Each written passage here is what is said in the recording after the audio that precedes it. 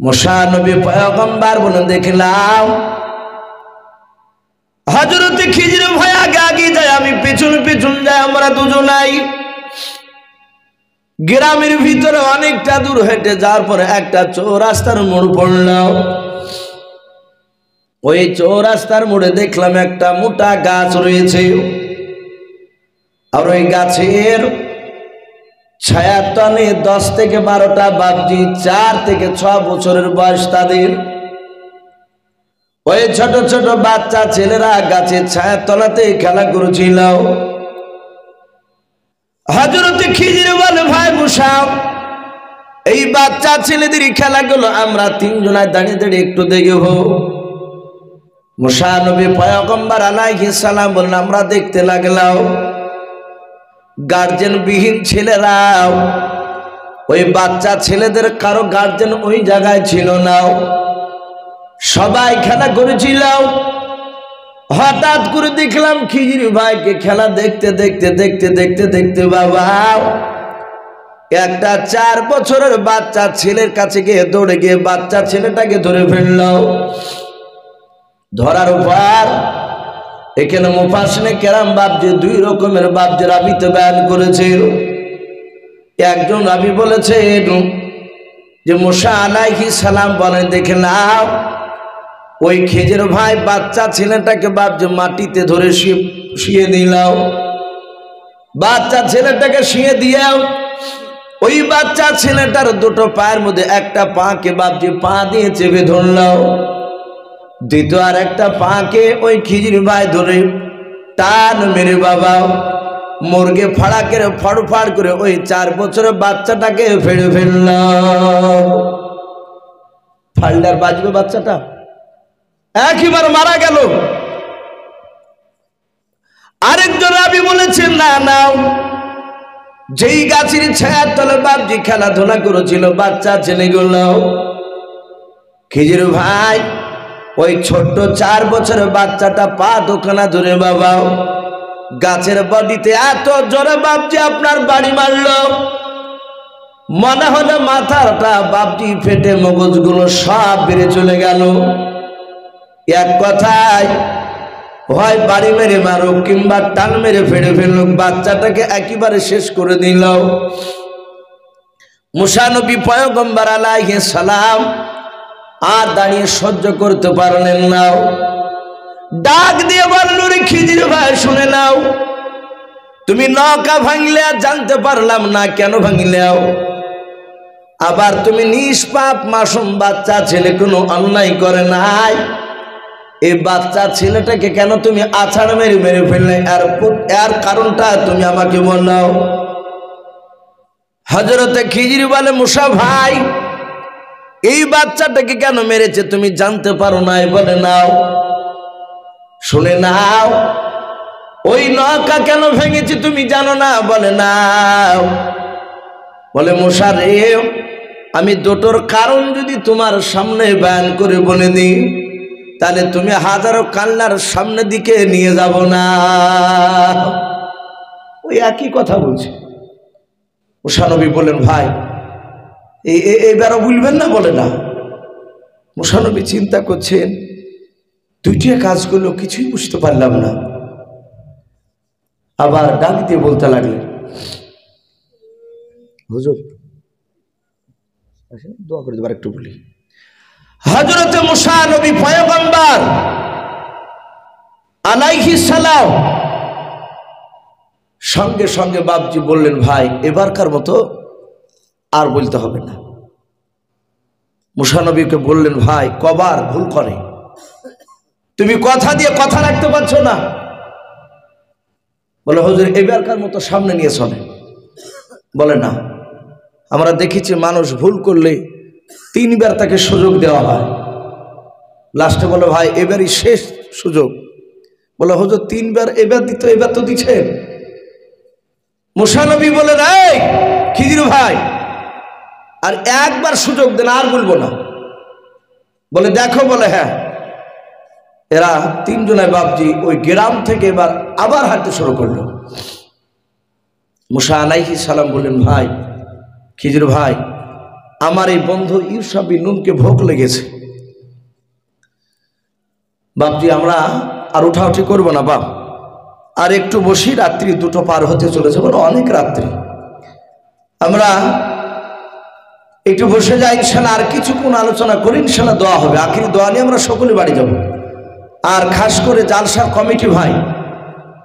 Committee ভাইদেরকে অনুরোধ করবো, ভাই আপনারা যে যেখানে থাকুন না কেন, এখন আর দায়িত্ব আর পালন করা লাগবে না, যেহেতু বাজারঘাটে মানুষ ফাঁকা হয়ে গিয়েছে। তা আমি কমিটি ভাইদেরকে বলবো, ভাই আপনারা ঘুমিয়ে না থেকে যদি কেউ শুয়ে থাকেন তাহলে তাড়াতাড়ি উঠে এসেন, এসে আমরা সকলে বসে শেষ মোনাজাতে একটু শরীক হবে ইনশাআল্লাহ। ভাই যারা রাস্তায় ঘোরাফেরা করছেন আমি তাদেরকে বলবো, কমিটি ভাই আপনারা তাড়াতাড়ি আসুন। তা আমি বলছিলাম যে হযরতে মুসা নবী পয়গম্বর আলাইহিস সালাম বললেন, হুজুর আমার এই মুরিদ শিক্ষক ছাত্র বন্ধুকে অনেকক্ষণ আগে ভোগ লেগেছে, আমাকেও লেগেছে, তো দয়া করে একটু খাবারের ব্যবস্থা হবে না এই গ্রামে? নিশ্চয় আপনার এলাকা। খিজির বলে, ভাই তাহলে দাঁড়াও দেখি, খাবার তার আমাদের কাছে নাই, বাড়িতে কেউ দিচ্ছে কে দেখি।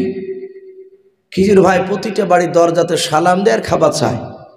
বেশ কয়েকটা বাড়িতে ঘুরলে একটা বাড়িওয়ালা বাবজি এক মুষ্টি খাবার দিল না, সবাই বলছে নাই, খাবার নাই। খিজির বললেন, ভাই গ্রাম খুঁজতে খুঁজতে একদম শেষ হয়ে গেল, একটা জঙ্গল মাঠ পড়েছে। খিজির বলছেন, ভাই মশা মাফ করবা, খাবার দিল না, তা আমি কি করব, খাবার নাই। তো মুসা নবী বলেন, এমন এলাকায় থাকেন যে একটা লোকের কাছ থেকে খাবার ম্যানেজ করতে পারলেন না, আপনি আমার এলাকায় যাই, কত খাবার খাবেন আমি নিয়ে দিব আপনাকে। বলে, ভাই আমাকে না দিলে আমি করব কি, সবর করো। মুসা নবী তার বন্ধুকে বলেন, ভাই তুমিও সবর করো, ইমানদারদের ধৈর্য ধরা ছাড়া তো কোনো রাস্তা নাই।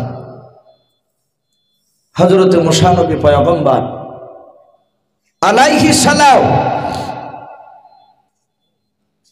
সঙ্গে সঙ্গে আপনার বলা হয়েছে, উনি বলেন যে খিজির সালাম মাঠ দিয়ে চলতে লাগলেন, আমরা চলতে লাগলাম। অনেক দূর মাঠ দিয়ে যেতে যেতে দেখলাম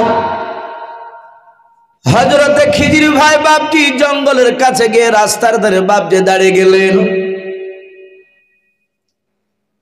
হযরতে মুসা নবী বলেন, হুজুর আপনি এখানে কেন দাঁড়ালেন বলেন? খিজির বলে, মুসা ভাই জঙ্গলে তুমি কিছু দেখতে পাচ্ছ তাকে বলাও।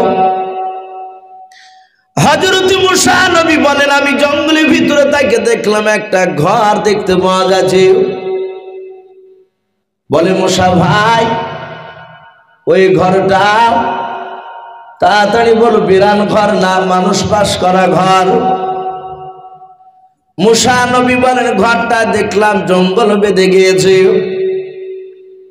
ওই ঘরের দেওয়ালে ছাদে দেখছি জঙ্গল বেঁধে গিয়েছে, এ ঘরে মানুষ বাস করা সম্ভব নয়, এ ঘরটা বিরান ঘর। হযরতে খিজির বলে, মুসা ভাই বলো ওই ঘরের সামনে একটা পাঁচিল দেখতে পাওয়া যাচ্ছে, ওই পাঁচিল কি তুমি দেখতে পাচ্ছ? বলো, হুজুর আমিও দেখতে পাচ্ছি। ওই খিজির বলে, মুসা ভাই বলো ওই পাঁচিলটা বেঁকা না সোজা, একটু ভালো করে তাকে বলো। মুসা নবী বলেন, হুজুর ওই যে ঘরের সামনে যে পাঁচিলটা দেখতে পাওয়া যাচ্ছে বেঁকা হয়ে আছে, সোজা পাঁচিল নয়। খিজির বলে, মুসা ভাই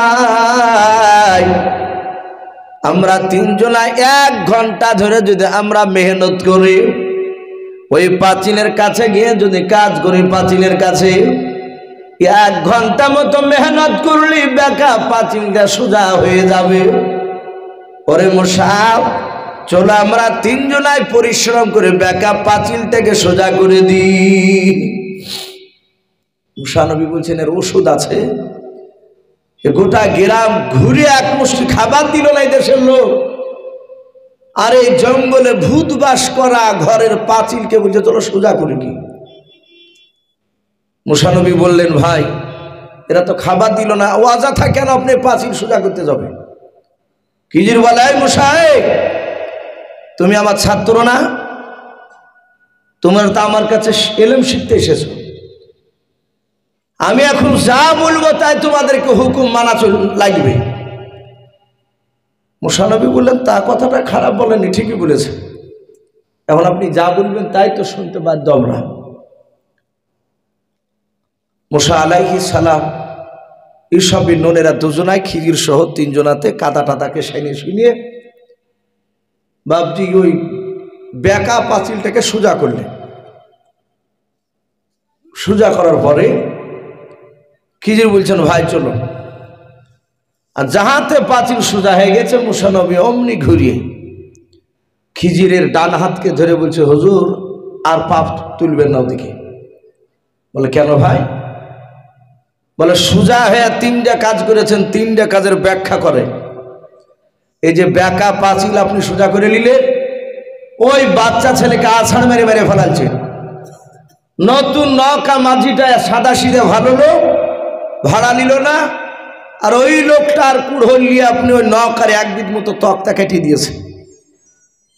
এই তিনটা কারণ আপনাকে ভুলিয়ে এখান থেকে আপনি ওদিকে যান। খিজির বলছে ভাই মানে বলি দিলে আলিয়ে যাবো না। বলে যাবই না তো আপনার সাথে, তো আপনি কি করিয়ে আলিয়ে যাবেন আমাকে? বলেন তিনটা মানে বলে। হযরতে খিজির আলাইহিস সালাম বাবা মুসা নবীকে বলেন মুসা ভাই শুনে নাও, ওয়ামা ফালতুহু আন আমরি। কোরআন শরীফে বাপজি কথাটা এসেছে। খিজির বললেন ওয়ামা ফালতুহু আন আমরি, ওরে মুসা ভাই আমি তিনটা যে কাজ করেছি শুনে নাও, ওই কাজ তিনটা আল্লাহর হুকুমে করেছে, বলুন সুবহানাল্লাহ। এখান থেকে মুফাসসিরে কেরাম উলামায়ে কেরাম বলেছেন বাবা যারা নবী রাসূল হবে তারা আল্লাহর বিনা অনুমতিতে কোনো কাজ করবেন না। আর ওই খিজির বলেছিলেন মুসা ভাই ওমা ফালতুহু আন আমরি, আমি তিনটা কাজ করেছি আমি আল্লাহর হুকুমে যে কাজগুলো করেছি। এখান থেকে উলামায়ে কেরাম মুফাসসিরে কেরাম বলেছেন খিজির উনি একজন বিখ্যাত নবী ছিলেন, বলুন আলহামদুলিল্লাহ। ওর কথা অনুযায়ী বোঝা যাচ্ছে তিনি নবী ছিলেন। খিজির বলে মুসা ভাই ওই নৌকাটা কেন ভেঙেছি তুমি জানো না? বলে নাও। ওরে মুসা ভাই ওই নৌকার মাঝিকে তুমি চিনো বেশি না আমি বেশি চিনি, তুমি বলো।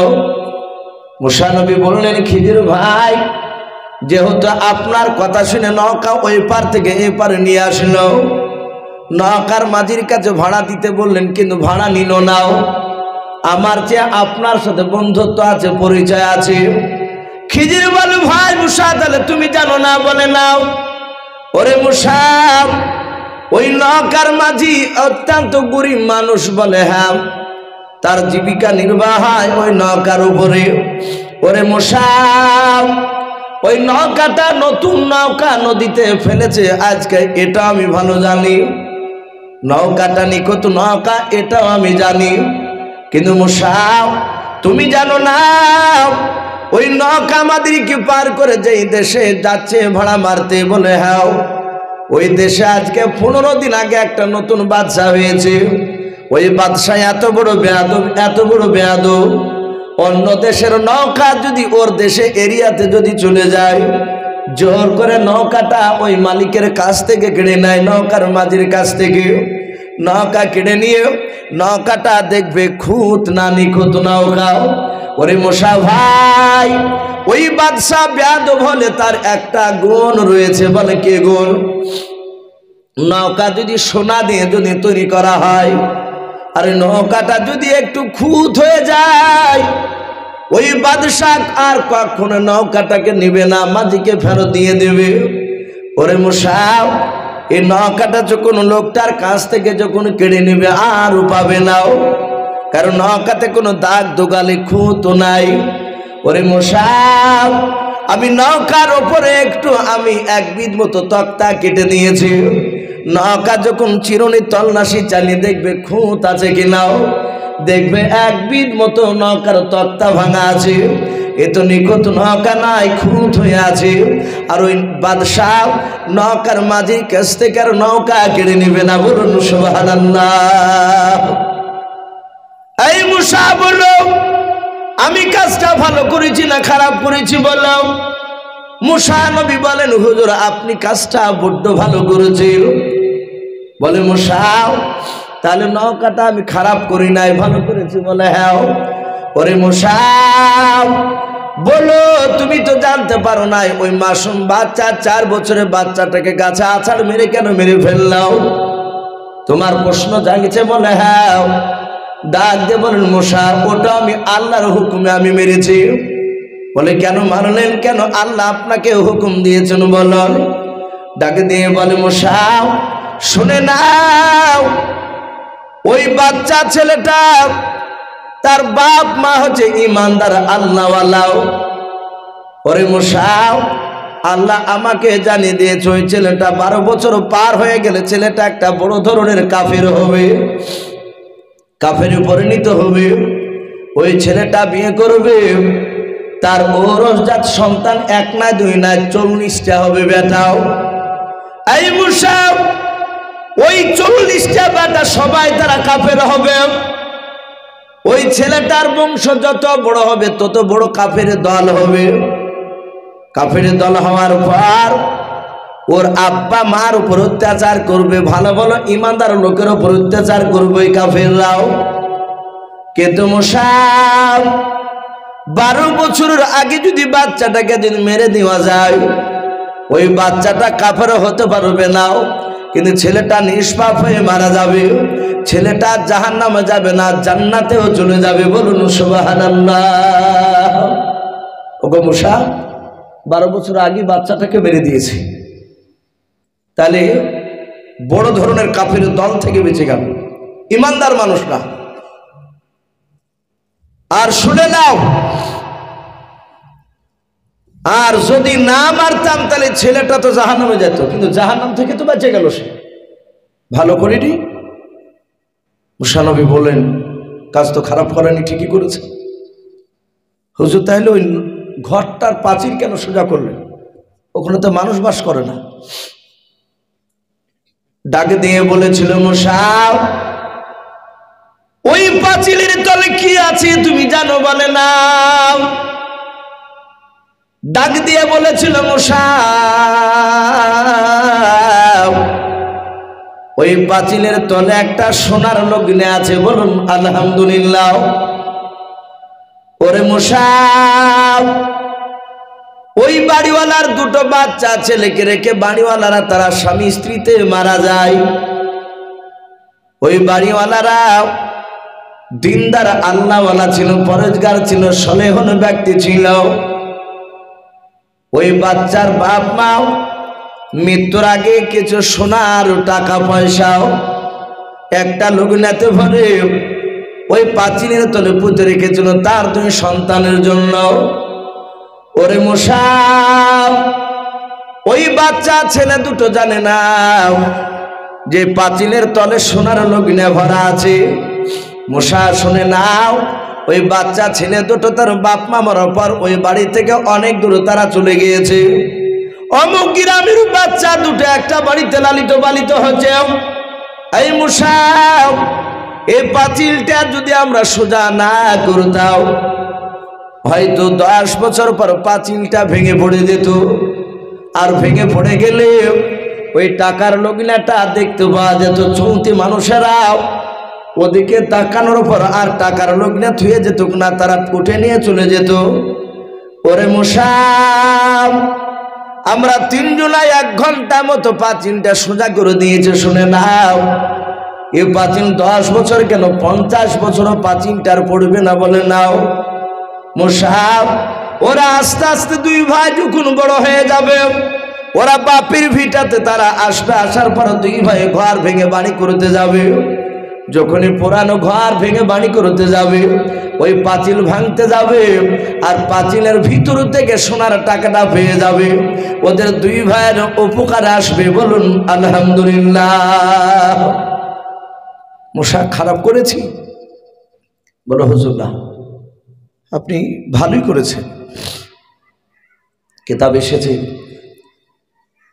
মুসা আলাইহিস সালাম খিজিরে হাত ধরে কাঁদতে লাগলেন, বলে হুজুর ভুল করেছে, মানে জানতেছে, এবার সামনের দিকে নিয়ে চলো।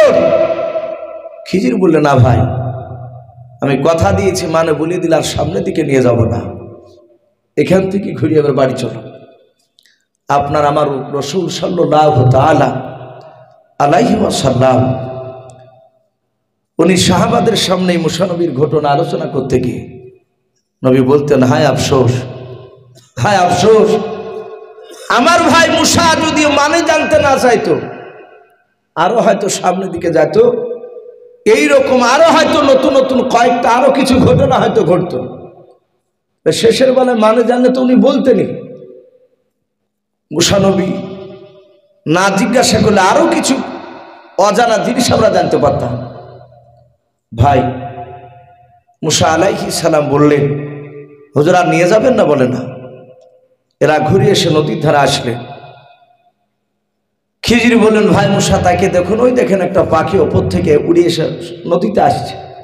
ঝাঁপ দিল, পানি থেকে বাপজি ছুটে করে পাখিতে পানি দিয়ে চলে গেল। খিজির বললেন, ভাই নদী থেকে পাখিটা কি নিল? বলে পানি খেলো। ক ফুটা? বলে 1 ফুটা। বলে মুসা ভাই, এই নদীর পানি কি কমলো? বলে না ভাই। বলে মুসা, তোমার আমার ইলম নিয়ে বড়াই করা যাবে না, গর্ব করা যাবে না। সমুদ্রে যেমন 1 ফুটা পানি পাখিতে খেয়ে ওর পানি কমে না, আল্লাহর কাছে প্রচুর জ্ঞান আছে। তোমাকে আমাকে ওই পানিটা ভাগ করলে 70 ভাগ করে যে জাররা হয়, তার চেয়েও কম আল্লাহ তোমাকে আমাকে ইলম দান করেছে। বলুন আলহামদুলিল্লাহ। তাই শুনে না মুসা, কখনোই জানে ওই বলবা না যে আমি বড়। এখন কিতাব এসেছে বাপজি কথাটা, তাহলে মুসা নবী চেয়ে কি উনি বড়? আল্লাহ রাসূল বলেছেন, মুসা নবীকে যে জ্ঞান আল্লাহ দান করেছিলেন, সেই জ্ঞানটা ওই খিজির আলাইহিস সালামকে আল্লাহ দান করেনি। আর খিজির আলাইহিস সালামকে যে ইলমটা দান করেছিলেন, সেই জ্ঞানটা আমার মুসা নবীকে দিয়েছিলেন না। বলুন আলহামদুলিল্লাহ। তাই ভাই আমি প্রতিটা বাপজি ভাইদেরকে বলবো, আমরা অহংকার তাকাব্বুর করব না। আল্লাহ যেন আমাদের সকলকে যেন হেফাজত করুন। বলুন আল্লাহুম্মা আমিন। আমার পূর্বেকার বক্তাদের মুখ থেকে আপনারা অনেক দামি দামি কথা শুনেছেন।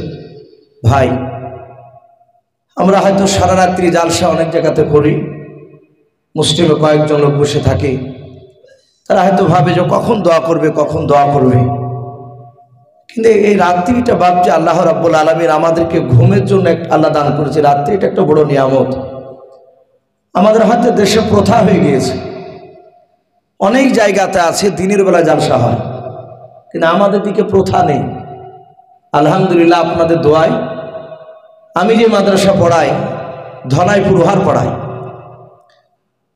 গত বছর থেকে বাদ দিয়ে 2 বছর থেকে দিনের বেলা জালসা শুরু করেছি। জোহরের পর থেকে প্রধান বক্তা তোলা হয়। আলহামদুলিল্লাহ ওই এলাকাতে দিনের বেলাতে যা লোক হচ্ছে, তা রাত্রিরে তার 4 ভাগের 1 ভাগ হয় না। আমরা জায়গা দিতে পারিনি। অনেক জায়গায় আছে, যেমন আগামী পরশু বাবজি মেদিনীপুর, পূর্ব মেদিনীপুর, এই কারি রিয়াজতুল্লাহ সাহেবের আমি যাব, ওখানেও দিনের বেলা থেকে বাবজি প্রোগ্রাম শুরু। অনেক জায়গাতে হচ্ছে। তো যাই হোক, আলোচনা হয়তো আমরা করি। বহু আল্লাহর বান্দা আছে, তারা এখনো বাবজি গোপনে জিকির করে। অনেকেই আমরা হয়তো অনেকে জানি না। এবার যদি তারা বাড়ি থেকে যদি জিকির করে, তারা যদি ইবাদতে লিপ্ত থাকে, আর আওয়াজকে তাদের কানে ধাক্কা লাগলে আল্লাহ মাফ করুন।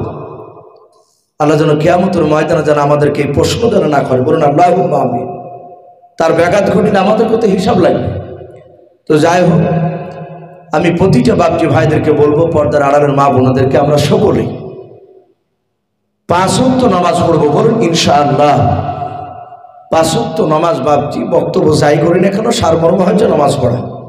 পিতামাতা বেঁচে থাকলে পিতামাতার সেবা করা, কিরমত করা, পাড়ার প্রতিবেশীর সাথে বাপজি সৎ ব্যবহার করা, আর হালাল হারামের দিকে লক্ষ্য করে হারামকে ছেড়ে দিয়ে হালালকে বাপজি গ্রহণ করা, তাই তো নাকি?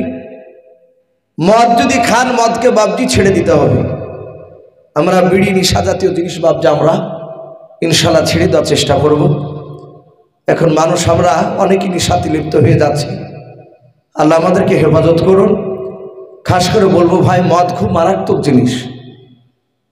আমাদের মুসলমান ঘরের ছেলেরা গোপনে বহু মদ খাচ্ছে, পাড়াতে দেখতে না পাইলেও মাঠে ধারে রাস্তা থাকলে দেখা যায় রায়ের ভুঁয়ে, গমের ভুঁয়ে, গম রায় কাটার পর দেখা যায় বড় বড় বাপজি বোতল হয়ে পড়ে থাকে মুসলমান এলাকায়, অথচ এলাকায় হিন্দু ছেলে নাই। তাহলে জানতে হবে যে আমাদের ঘরের সন্তানরা যে ওখানে লুক করে খাচ্ছে। ভাই, রসুল বলেছেন মদ করে দোয়া আল্লাহ কবুল করে না। আর যে পৃথিবীতে মদ খায়, সে পৃথিবীর এমন কোনো নিকৃষ্ট কাজ নাই যে সে কাজটা করতে পারবে না, তার দ্বারাই যে হবে না তার কোনো মানে নাই। তাই বাপজি ভাইদেরকে বলবো, আমরা একেবারে তওবা করবো, কেউ খাবো না, আমরা নিশা জাতীয় জিনিস আমরা খাবো না, বলুন ইনশাআল্লাহ। আগামীতে বাপজি রমজান মাস আসছে, আমরা এখন থেকে প্রস্তুতি নিব, এখন থেকে দোয়া করব। আল্লাহ রসুলের রজব মাসে দোয়া করতে, হে আল্লাহ তুমি রজব মাসে বরকত দাও, শাবান মাসে বরকত দাও, ও বাল্লিগিনা ফি রমাজান। এবং লাস্টে বলতেন, হে আল্লাহ তুমি আমাকে রমজান পর্যন্ত আমাকে নিয়ে চলো। আমরা রমজান মাসের জন্য বাপজি প্রস্তুতি নেব, আমরা এখন থেকে ওয়াদা করব, আমরা একটা রোজা বেঁচে থাকতে আমরা ইনশাআল্লাহ ভাঙবো না, বলুন ইনশাআল্লাহ, বলুন ইনশাআল্লাহ। আল্লাহ যেন আমাদের সকলকে যেন কোরআন এবং সুন্নাত অনুযায়ী চলা তৌফিক দান করুন, আল্লাহুম্মা আমিন। আচ্ছা, এখানে জালসার কমিটি লোক আছেন, একটু হাত তুলুন তো, কারা কারা? সুবহানাল্লাহ, একটাও নাই। বারবার করে আমাকে যে দুজন নিয়ে আসছিলেন, হুজুর একটু বলেন যে কমিটি ছেলেরা জালসা যারা দিছে তারা নামাজ পড়ে না, তাহলে তাদেরও তো দুজনা থাকা দরকার ছিল এখানে, ওরাও তো নাই। তাই আমি কমিটি ভাইদেরকে বলবো, ভাই জালসা দিচ্ছেন ভালো কাজ, কিন্তু আমরা নামাজ পড়বো। নামাজ পড়লে লোকেরা জানবে যে যুবক ছেলেরা জালসা দিচ্ছে, পরিশ্রম করে এরা নামাজ পড়ছে, এরা একটু ভালো হয়েছে। তা আমি কমিটি ভাইদেরকে বলবো, ভাই তোমরা যে যেখানেই থাকো না কেন, তোমরা ইনশাআল্লাহ ফজর থেকে নামাজ পড়বা, যেন এলাকার লোক বুঝতে পারে যে তোমরা নামাজ পড়ছো। আল্লাহ আমাদের সকলকে, বাপজি ভাই মা বোনদের সকলকে কোরআন এবং সুন্নাত অনুযায়ী আমল করা তৌফিক দান করুন, বলুন আল্লাহুম্মা আমিন। সকলকে 5 ওয়াক্ত নামাজ আমাদের দ্বারা আল্লাহ আদায় করে নিন, বলুন আল্লাহুম্মা আমিন। ভাই, এ বলে আমার বক্তব্য আমি শেষ করছি। বলার মধ্যে, ভাষার মধ্যে যদি ভুল হয়ে যায়, সকল ছোট ভাই কিংবা ছোট ছেলে সেও ক্ষমা করবেন। এ বলে আমার বক্তব্য শেষ করলাম। ওয়া আখিরি দাওয়ানা আনিল হামদুলিল্লাহি রাব্বিল আলামিন। ভাই, দোয়া আজকে জালসার সভাপতি, হয়তো মানুষ সামনে বসে রেখে বাপজি তার প্রশংসা করা ঠিক নয়, তবু বলতে বাধ্য হচ্ছি। বাপজি আমি দেখেছি আগামী শুক্রবার, বৃহস্পতিবারে বাপজি আপনার ওই মেদিনীপুরে থাকবো, কারিয়াস্তলা সেবার আমি, আবার তারপরের দিন এসে আবার ওই লক্ষ্মীপুর আপনার ওখানে জালসা আছে, হুজুর সভাপতি আছে। আমি দেখেছি বহু জায়গায় অনেক লোককে সভাপতি দেখতে পাওয়া যায়, ওই 2-3 ঘন্টা থাকে টুক করে কখন পালিয়ে যায়, একটা লোককে খাড়া করে দেয়, দিয়ে আপনার সে শটা মান নাই, সভাপতি কই বলে বাড়ি চলে গেছে, 1-1 ঘন্টা থেকে চলে যায়। কিন্তু আলহামদুলিল্লাহ কারি সাহেবকে দেখেছি, ওনার এটা শ্বশুর গ্রাম বলে যে বসে আছে তা নয়, যেখানেই থাকে একদম পুরো শেষ পর্যন্ত আলহামদুলিল্লাহ বসে থাকে, একমাত্র বড় কঠিন অসুবিধা না হলে। এবং উনি বসে থাকলে, জালসার সভাপতি থাকলে জালসাটা আলহামদুলিল্লাহ মানায়। আর জালসাতে যোগ্যত মানের আলেম, যোগ্যতম সভাপতি না থাকলে জালসা মানায় না। আল্লাহ ওনাকে কবুল করুন, বলুন আল্লাহুম্মা আমিন। ওনাকে একটু হয়তো উনি দোয়া করবেন, ওনাকে দোয়া করার জন্য অনুরোধ করবো, দোয়া করবেন ভাই। জালসার অসংখ্য ধন্যবাদ। আজকে যে সমস্ত ওলামায়ে কেরাম আমাদের সামনে বক্তব্য রেখেছেন, আশা করি সবাই আমাদের ভালো লেগেছে। এই ভালো লাগার নাম কিন্তু দিন নাই। ভালো বলার, ভালো শোনার, ভালো জানার নাম নয়, মানার নাম। যেমন আজকে একটা প্রশ্ন করা হলো শেষে যে জলসা কমিটির কজন আছেন হাত তুলুন, বলুন লাভ কি হবে? লাভ কি হবে? মসজিদে কিছু টাকা হয়েছে, এটাই লাভ, তাই না? আর যারা দিল তাদের লাভ। তাদের লাভ কি হবে যারা জলসা দিল? অতএব ভাই, ইউসুফ ভাই তো বললেন যে জলসা করা ভালো, সবাই বলবে ভালো, কিন্তু যদি না মানি, আল্লাহর হুকুম আদায় যদি না করি, তো সব আমাদের বরবাদ। আল্লাহ সকলকে করার পড়ার তৌফিক আল্লাহ দান করুক, সকলে বলে আল্লাহ। একটা হিসাব শোনাই, তারপরে দোয়া করবে ইউসুফ ভাই ইনশাআল্লাহ। আজকে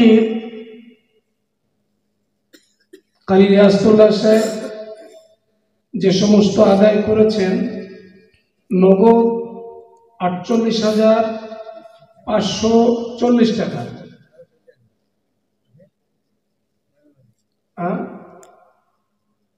নগদ জমা হয়েছে, উনি নেমে গিয়েছিলেন তখন 47,740 টাকা, পরে 1100 টাকা এসেছে। একটা জাদু দারোগা 100 টাকা দিয়েছে, মোবাইলের স্ত্রী ডোপাড়ার 500 টাকা দিয়েছেন, আর একজন রিম্পা বিবি 500 টাকা দিয়েছেন। এখানে 1100 টাকা জমা। আচ্ছা, দেখেন হাফিজুল দারোগা 1000 টাকা দিয়েছেন। আল্লাহ তার জানে বলে বরকত দিক, এহ জগৎ পরজগৎ কল্যাণ করুক, সকলে বলে আল্লাহুম্মা আমিন। ইউসুফ ভাই, দুয়ার আগে টাকা কম হয়ে গেল না? ও টাকা কম হয়েছে, ওই দেখেন আরেকজন। আর আপনার 49,540 এখন হয়ে পার হয়ে গেছে। মাশাআল্লাহ, হয়ে গেছে, মাশাআল্লাহ, আল্লাহ কবুল করুন। আমিন। আল্লাহ হাফিজুল দারোগা।